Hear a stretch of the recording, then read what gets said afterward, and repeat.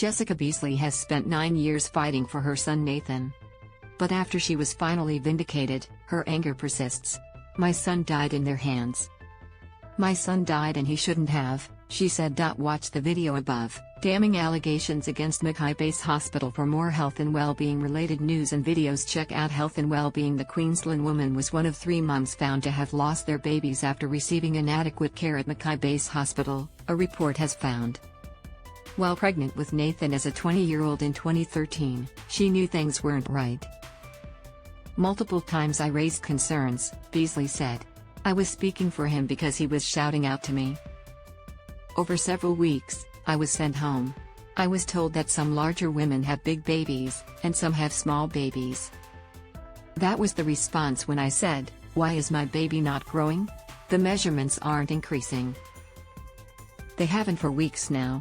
And I can't feel much at all.'" She lost Nathan 4 days after his birth by emergency cesarean. She was one of 81 women interviewed by the authors of the report on obstetrics and gynecology services at the hospital. The report, handed down on Friday, was damning.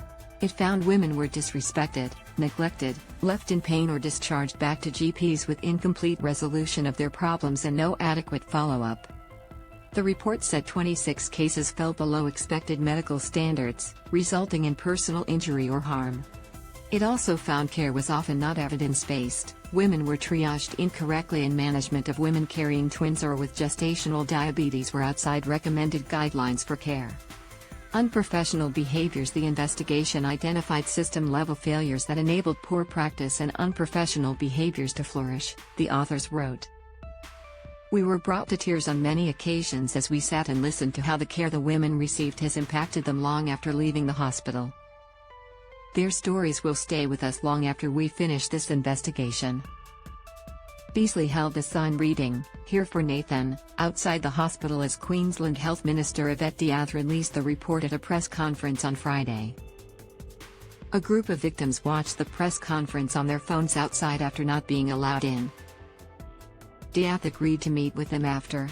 "No family should ever have to experience the devastation of the loss of a child, and certainly not under these circumstances," the minister said. "To all the women and families who had been impacted by these failings, I offer my sincerest and unreserved apology. Our health system can and must do better." Beazley says if her case was taken seriously at the time, others may have avoided harm. "I spoke up nearly 9 years ago about this, so why has it taken all these people going through trauma, going through losing their child, going through lifelong injuries that are not only impacting them physically but mentally, psychological?" she said. "It's not only us, it is our families, our partners, but mothers and fathers, our siblings, it is our entire families behind us as well." The victims have revealed they are considering a class action against the hospital.